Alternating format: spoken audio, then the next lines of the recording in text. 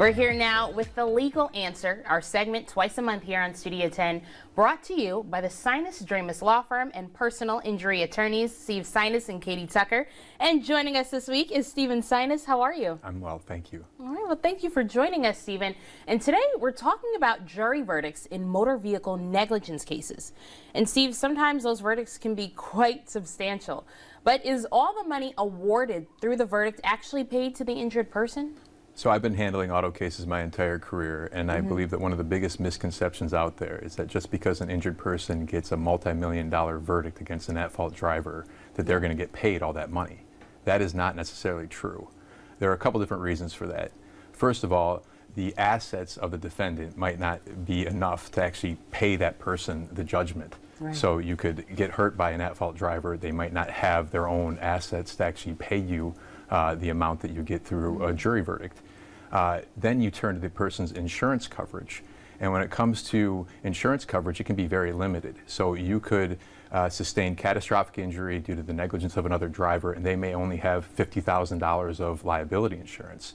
So you get that multi-million-dollar judgment, but you only get $50,000 of insurance money.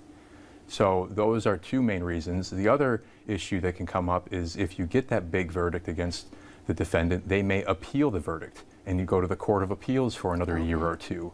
And during that process, maybe they settle with you for less than the verdict because they know they have the appellate issue hanging over your case. So those are some reasons why the verdict that you get may not be the actual amount that you get paid. Yeah, and Stephen, thank you for clarifying that, because I know those are pretty big misconceptions. And has your firm ever had a case where you pursued the personal assets of the defendants that you sued?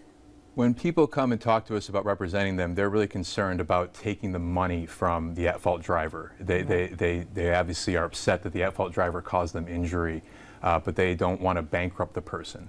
And so we have to explain to them how we pursue insurance coverages. Okay. And in most cases, a very high percentage of cases, probably 99% of cases overall, get resolved for the insurance proceeds that are available. And that's really because people have mercy in their heart and they're willing to accept those proceeds as a total settlement against the at-fault driver.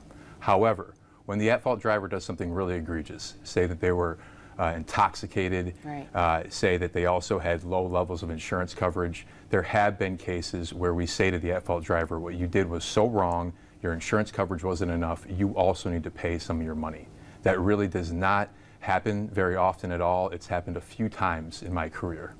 Now, Stephen, what happens when there's no liability insurance covering the at-fault driver who caused the crash?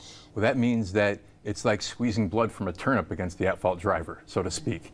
If they don't have insurance coverage and they don't have assets, you can get that judgment against them, but you're not going to get any money from them. No. So what your fallback rights are is to pursue uninsured or underinsured motorist benefits through your own insurance policy. And that's going to depend on whether or not you actually bought that coverage.